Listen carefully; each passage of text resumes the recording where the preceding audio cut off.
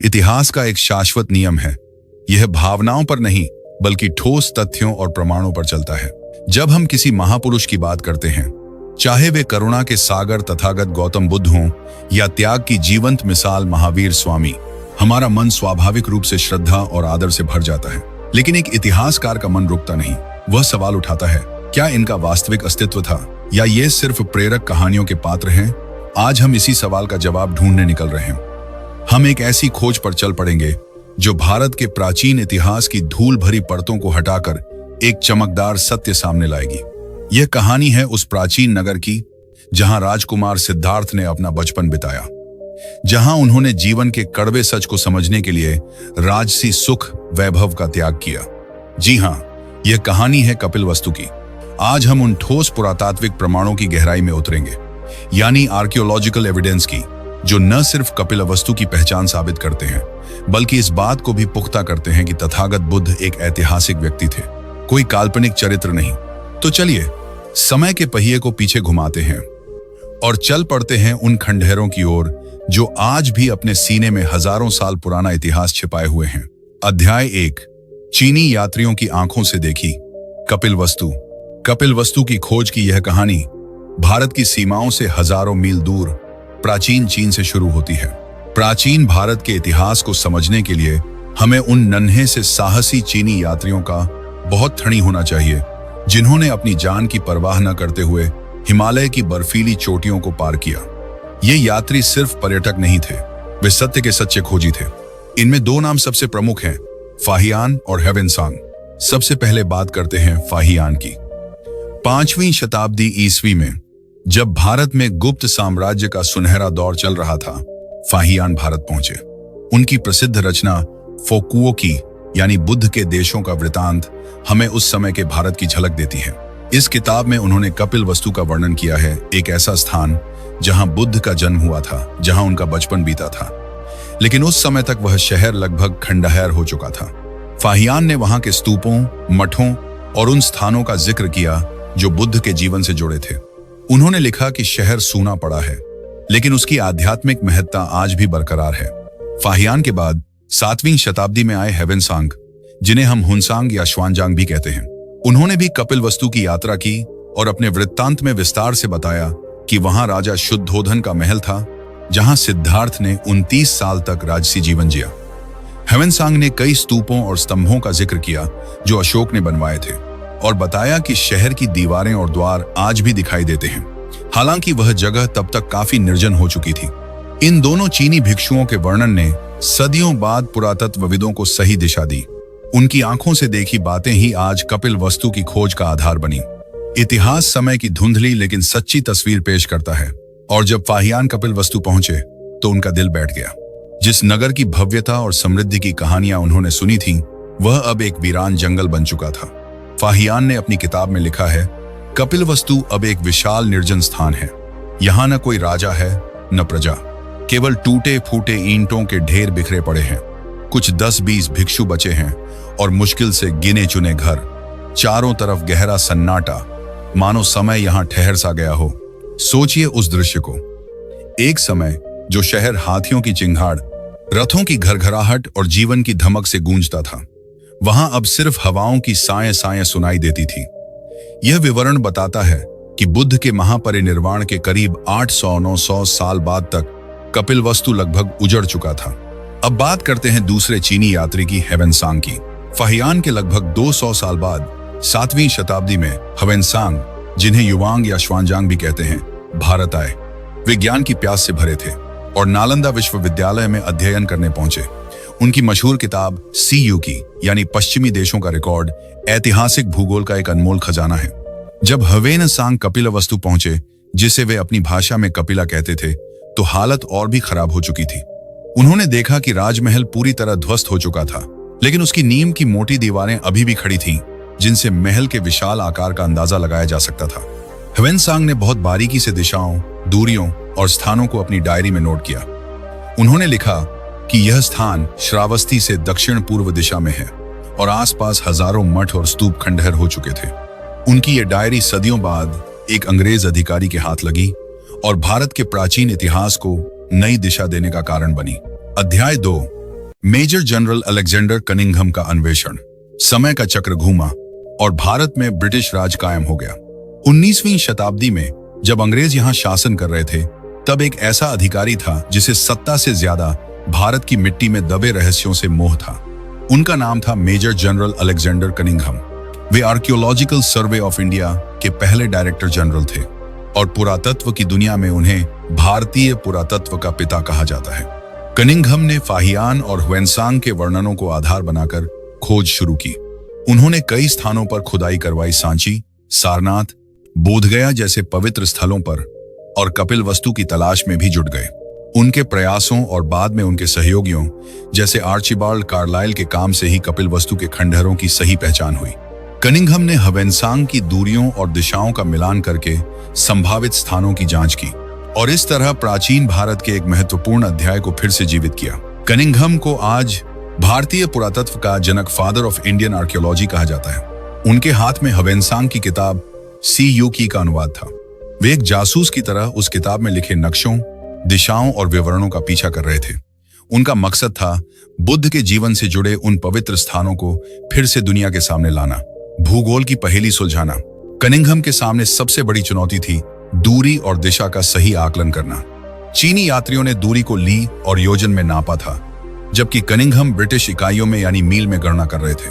ह्वेनसांग का दावा था कि श्रावस्ती से कपिलवस्तु दक्षिण पूर्व दिशा में करीब 500 ली दूर है, यानी लगभग 86 मील। वहीं फाहियान ने इसी दिशा में दूरी 13 योजन बताई, जो लगभग 91 मील बनती है। कनिंघम ने अपना पूरा दिमाग लगाया। उन्होंने पाया कि फाहियान और ह्वेनसांग के रास्तों में थोड़ा फर्क था। फाहियान पहले क्रकुच्छंद बुद्ध के जन्म स्थान गए थे, जबकि ह्वेनसांग सीधे कपिलवस्तु पहुंचे थे। इसलिए दूरी में मामूली अंतर आया। अपनी किताब the ancient geography of India में उन्होंने लिखा, मैं फाहियान के विवरण को ज्यादा सटीक मानता हूं। श्रावस्ती से महेंद्रनगर तक की दूरी रास्तों के घुमाव फिराव को देखते हुए 85 मील से कम नहीं हो सकती।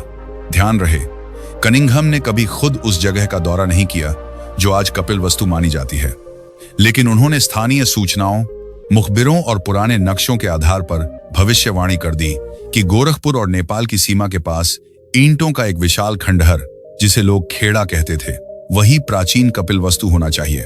उनका तर्क मजबूत था, भले ही आज वहां सब कुछ नष्ट हो चुका हो, लेकिन 12 शताब्दियों का सन्नाटा इस सत्य को मिटा नहीं सकता कि यही वह पवित्र भूमि है जहां सिद्धार्थ ने जन्म लिया, जहां उन्होंने राजसी जीवन जिया और जहां से उन्होंने महान त्याग का रास्ता चुना। अध्याय 3, कपिलवस्तु नाम का रहस्य। आखिर इस नगर का नाम कपिलवस्तु क्यों पड़ा? क्या यह महज एक संयोग था या इसके पीछे कोई गहरी कहानी छिपी है? बौद्ध ग्रंथों और पुरानी परंपराओं के अनुसार कपिलवस्तु का मतलब है कपिल का स्थान। कपिल एक महान ऋषि थे, वेदों के समय के प्रसिद्ध दार्शनिक, जिन्होंने सांख्य दर्शन की नींव रखी। कहानी कुछ ऐसी है। शाक्य वंश के पूर्वज, जो इक्ष्वाकु वंश से जुड़े थे, जंगल के बीच बसे थे। उन्होंने इष्य कपिल की सलाह पर इसी जगह बसावट की। इष्य कपिल ने उन्हें यह भूमि बताई जहां लाल भूरे रेत की भरमार थी, जिसे कपिल यानी भूरा या तांबई रंग कहा जाता है।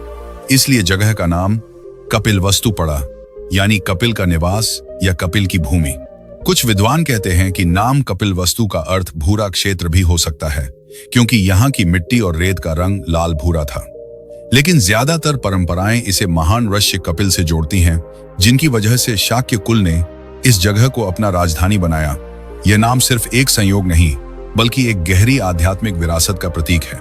यहीं से बुद्ध ने जन्म लिया और यहीं से उन्होंने जीवन के सत्य की खोज शुरू की। बौद्ध साहित्य और अलेक्जेंडर कनिंघम के शोध से एक बहुत रोचक कहानी सामने आती है। सौंदरानंद महाकाव्य, जो अश्वघोष ने रचा था, और ह्वेनसांग के वर्णन दोनों बताते हैं कि प्राचीन समय में यहाँ एक घना जंगल था और उसमें एक महान ऋषि रहते थे, कपिल मुनि। जब शाक्य वंश के पूर्वज, जिन्हें उनके पिता के राज्य से निकाल दिया गया था, इस इलाके में आए, तो उन्होंने कपिल मुनि के आश्रम के पास ही अपना बसावट बनाई, क्योंकि यह नगर कपिल मुनि के वस्तु यानी निवास स्थान पर बसा था। इसलिए इसका नाम पड़ा कपिलवस्तु, अर्थात कपिल की भूमि। ह्वेनसांग ने खुद लिखा है, कपिलस्य वस्तु तस्मात् कपिलवस्तु, यानी कपिल मुनि की भूमि होने के कारण इसे कपिलवस्तु कहा गया। धीरे धीरे यह जगह एक शक्तिशाली गणराज्य की राजधानी बन गई। यहाँ के राजा थे शुद्धोधन, शाक्य वंश के प्रमुख। और इन्हीं के घर उस बालक का जन्म हुआ जिसे दुनिया बाद में गौतम बुद्ध या तथागत के नाम से जानती है। लेकिन जैसा हमने पहले देखा, अशोक के समय तक यह नगर तीर्थ स्थल था। गुप्त काल आते आते यह लगभग वीरान हो चुका था। अध्याय 4, स्थान को लेकर विद्वानों का मतभेद। 19वीं और 20वीं सदी में जब खोज शुरू हुई तो पुरातत्वविदों के बीच एक बड़ी बहस छिड़ गई, असली कपिलवस्तु कहाँ है। एक तरफ नेपाल की तराई में स्थित तिलौरा कोट, जहां डॉ कृष्णचंद्र श्रीवास्तव जैसे कई विद्वानों का मानना था कि यही प्राचीन राजधानी है। यहां प्राचीन अवशेष मिले, महल के खंडहर, शहर की दीवारें और अशोक के स्तंभों के निशान। दूसरी तरफ भारत के उत्तर प्रदेश के सिद्धार्थनगर जिले में पिपराहवा, जहां कनिंघम और बाद के कई विद्वानों ने इशारा किया। यहां भी बड़े स्तूप, मठ और पुरातात्विक साक्ष्य मिले। यह बहस सालों तक चली। दोनों जगहों पर प्राचीन ईंट पत्थर और अवशेष थे। लेकिन इतिहास, जैसा मैंने शुरू में कहा, सिर्फ भावनाओं पर नहीं, ठोस प्रमाणों पर टिका होता है। ईंट पत्थर तो कई जगह मिल जाते हैं, लेकिन उस पर लिखा नाम ही असली पहचान देता है। और वह अकाट्य प्रमाण हमें मिला पिपराहवा की खुदाई में। 1898 में British engineer William Claxton Pepe ने यहां एक बड़ा स्तूप खोदा। अंदर एक पत्थर का संदूक मिला जिसमें 5 छोटे बर्तन थे। इनमें से एक पर ब्राह्मी लिपि में शिलालेख था जो कहता था कि ये भगवान बुद्ध के अवशेष हैं जिन्हें उनके अपने शाक्य कुल ने यहां रखा। 1971-77 में भारतीय पुरातत्व सर्वेक्षण आसी के एम श्रीवास्तव ने और गहराई से खुदाई की और 2 और स्टीटाइट के संदूक मिले जिनमें कुल 22 हड्डी के टुकड़े थे जो बुद्ध के मूल अवशेष माने जाते हैं। साथ ही टेराकोटा सील मिली जिन पर लिखा था कपिलवस्तु भिक्षु संघ, यानी कपिलवस्तु के भिक्षु संघ।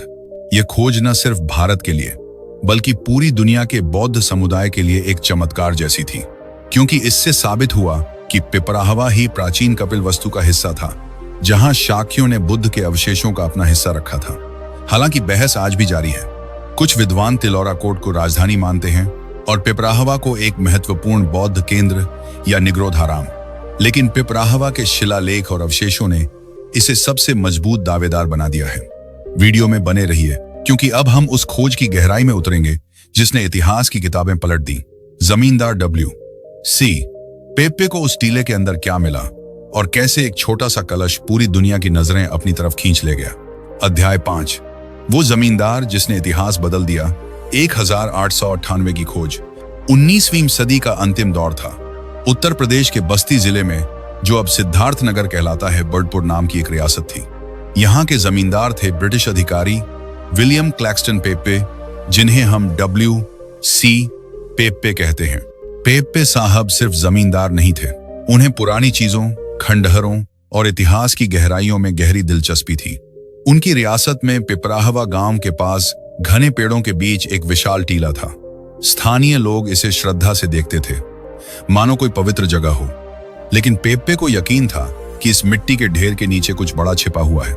जनवरी 1898 की कड़कड़ाती ठंड में पेप्पे ने मजदूरों को बुलाया और उस टीले की खुदाई शुरू करवाई। जैसे जैसे कुदालें चल रही थीं, उनकी धड़कनें तेज होती जा रही थीं। करीब 18 फीट गहराई तक पहुंचते ही अचानक पत्थरों की खनखनाहट हुई। मजदूर रुक गए, धूल साफ की गई और वहां एक बड़ा पत्थर का संदूक मिला। जब उस भारी ढक्कन को हटाया गया तो अंदर जो कुछ था उसने पूरी दुनिया के इतिहासकारों को हैरान कर दिया। संदूक में थे सोपस्टोन स्टेटाइट के 5 कलश, कीमती रत्न, सोने के पत्ते, मनके, जले हुए हड्डियों के छोटे टुकड़े, भस्मावशेष और ढेर सारे सोने चांदी के आभूषण जैसे हाथी, शेर के चित्र, फूल, तारे, मोती, कार्नेलियन, अमेथिस्ट, गार्नेट जैसी बहुमूल्य चीजें। लेकिन सबसे महत्वपूर्ण थी उनमें से एक कलश पर खुदा हुआ प्राचीन लेख। यह ब्राह्मी लिपि में था, जो सम्राट अशोक के समय से भी पुरानी मानी जाती है। शिलालेख कुछ इस प्रकार था: सुकिति भतिनम सभिनम सा पुतादलनम इयन सलिल निधाने भगवतो सकियानम। इसका सटीक हिंदी अनुवाद है: यह भगवान बुद्ध के अवशेषों का निधान है, शाक्यों का उनके भाइयों, पुत्रों, बहनों, पत्नियों और रिश्तेदारों द्वारा स्थापित किया गया। यानी यह शाक्य कुल के भाइयों ने अपनी बहनों, पुत्रों और पत्नियों के साथ मिलकर भगवान बुद्ध के शरीर के अवशेषों अस्थियों का यह पवित्र संग्रह स्थापित किया है। यह कोई साधारण खोज नहीं थी, यह तो बुद्ध के महापरिनिर्वाण के बाद उनके अवशेषों के बंटवारे की उस प्राचीन परंपरा का सीधा प्रमाण था, जहां शाक्य वंश ने अपना हिस्सा इसी जगह पर सुरक्षित रखा। इस खोज ने साबित कर दिया कि पिपराहवा ही कपिलवस्तु का वह महत्वपूर्ण हिस्सा था, जहां बुद्ध का जन्म हुआ, जहां उनका बचपन बीता और जहां उनके अपने कुल ने उनके अवशेषों को संजोया। यह इस बात का लिखित प्रमाण था कि हाँ, गौतम बुद्ध का ऐतिहासिक अस्तित्व था। ये अस्थियां उन्हीं की थीं। और सबसे बड़ी बात, इन्हें स्थापित करने वाले बुद्ध के अपने परिवार वाले थे, शाक्य वंश के लोग। इस खोज ने लगभग पुख्ता कर दिया कि पिपराहवा ही वह स्थान है जहां शाक्यों ने बुद्ध के महापरिनिर्वाण के बाद उनके हिस्से की अस्थियों पर स्तूप बनवाया था।